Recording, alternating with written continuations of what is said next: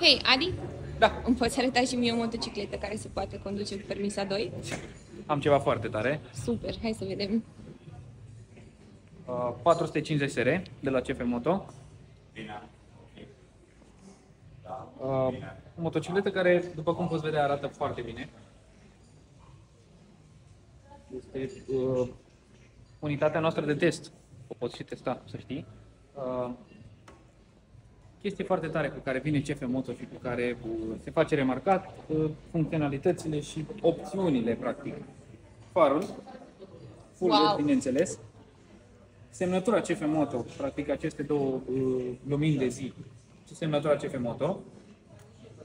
Oglinzile astea care se reglează într-un mod foarte tare și are un reglaj amplu.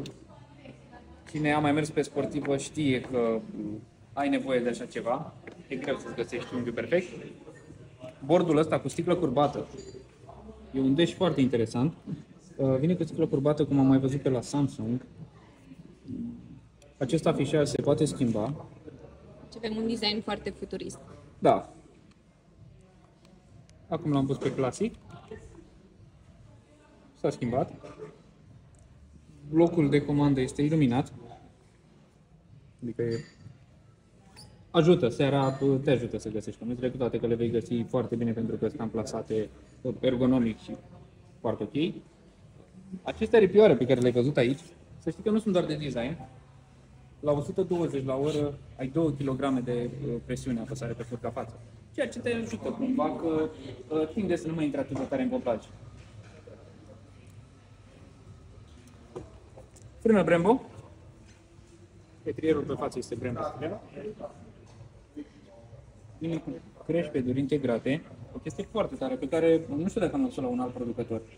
E un lucru foarte, foarte bine, pentru că cumva dacă ți iei și vrei să-i pui un crash-pad sau o protecție din asta, va trebui să dai o gaură în carenă sau să găsești ceva care se adaptează, urât, iese mult în afară. Ăsta vine direct pe aici. Deci CF Moto s-au gândit la toate. E integrat, clar. Absolut tot e gândit pe CF Moto, să știi. Are o chestie interesantă de care eu personal m-am lovit. Are două clapete aici. Și probabil o să mă întreb pentru ce sunt clapetele astea. Cu siguranță asta urma să fac. De multe ori, când te prinde ploaia, motocicleta, din cauza amplasării roții fața aici, tinde să-ți bage apa și nisipul direct în față. Adică ei au pus clapetele astea și cumva nu-ți mai aruncă mizeria. Un lucru foarte tare. Super. Stopul. Ia să vedem. Și el are o chestie când o pornești, când îi pui contactul. Ligăre și după se stabilizează. O chestie interesantă pe care au pus-o la schimbătorul de viteze. Uite, practic, dacă desfaci acest schimbător, de aici, tija schimbătorului, și o pui în față, rapoartele și treptele de viteză se selectează invers. Practic, o poți face G pe Shift.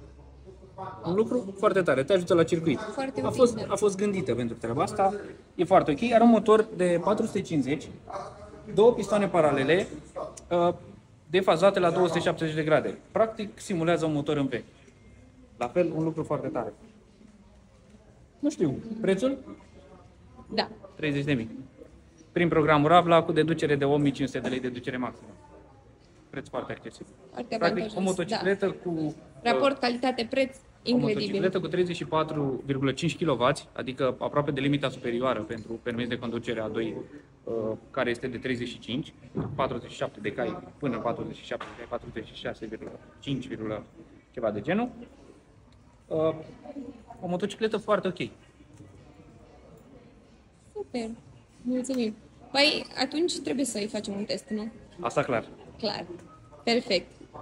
Mulțumesc, Adi. Mai pentru ce? Ne vedem.